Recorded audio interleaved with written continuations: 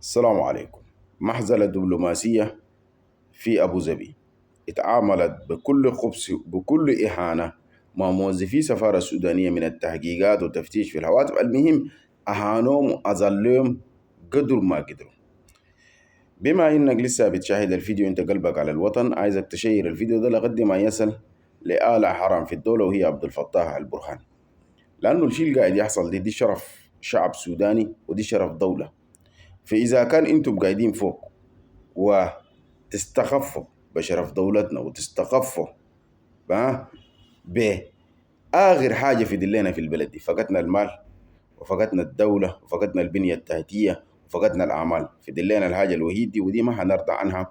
وحتى هنجيب قصادك يا سيد برهان لو أنت عندك فيها يد في إنك أنت ترضخ دبلوماسيا لإمارات من أجل الكلام ده. كلنا عندنا معلومات إنه الذهب لا زالت يصدر للإمارات، كلنا عندنا معلومات إنكم خاطئتوا الإمارات وتكوركوا في كل المنصات الإعلامية إمارات وما إمارات، وكل الدلائل تشير إنه الإمارات متوردة في هذا الحرب.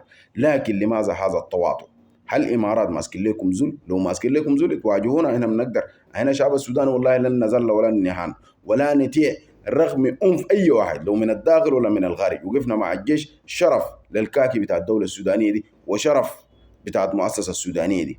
ما وقفنا عشان شخص ولا عنده شخص وصايا علينا كشعب السوداني. احنا الشعب السوداني اللي ركعنا دولة الإنجليز وجبنا الحرية دي ليكن انتوا ولا عشان تجوا في الحكم دي. فدي وصية نهائية. أما بالنسبة لدولة الإمارات، هي دولة بتاع أبناء ضيوف. أبناء ضيوف أنتوا عارفين معنى أبناء ضيوف شنو، وده دولة خبيثة جدا وبتعامل بخبث. لكن كونك إنك تتعامل بدبلوماسية ولسه تتعامل بأخلاقك الحميدة وأخلاق الدولية مع الدولة دي، فول ستوب.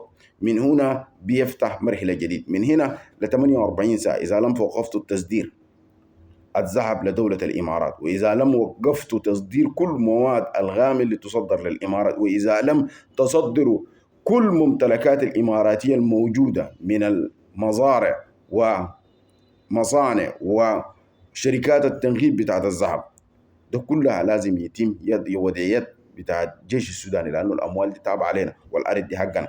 المزارع اللي في دنقلة ولا في دبة دي تابعة للشعب السوداني، والمزارع اللي في نهر النيل تابعة للشعب السوداني.